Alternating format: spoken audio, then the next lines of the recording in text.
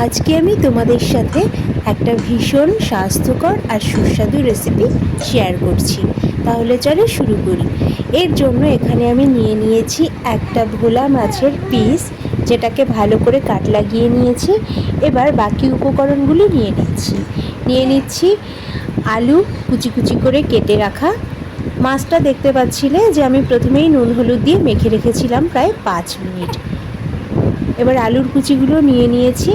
এবার নিয়ে নেব কুচি করা পেঁয়াজের টুকরোগুলো।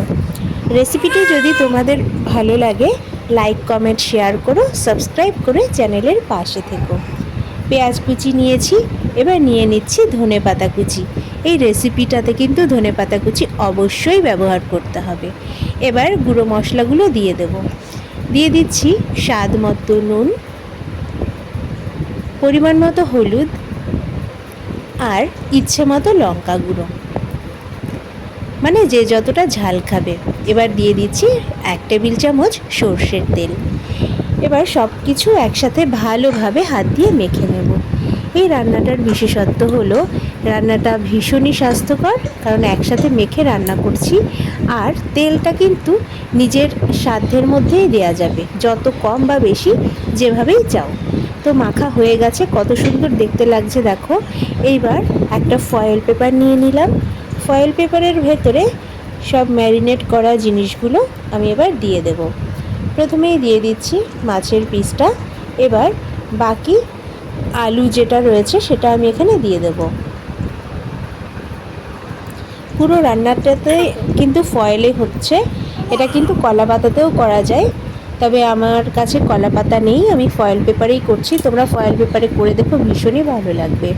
এরপরে ম্যারিনেট করা যে জলটা রয়েছে সেটাও কিন্তু এর ভেতরে দিয়ে দিচ্ছি। এবার ফয়েলের বাকি অংশটা ভালোভাবে এইভাবে চেপে দিয়ে মুড়ে নেব।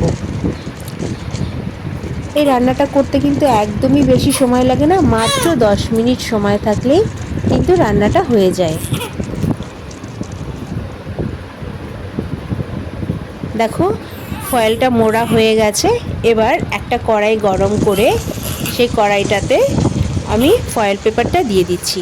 প্রত্যেকটা সাইড 5 মিনিট করে ভেজে নিলেই হয়ে যাবে। প্রথমে যে সাইডটা ভাজবো হাই ফ্লেমে 5 মিনিট, তারপরে এটাকে উল্টে দিয়ে লো ফ্লেমে 5 মিনিট ভেজে নেব। তোমরা বাড়িতে অবশ্যই ট্রাই করো আর জানিও কেমন লাগলো। দেখা হচ্ছে পরের ভিডিওতে।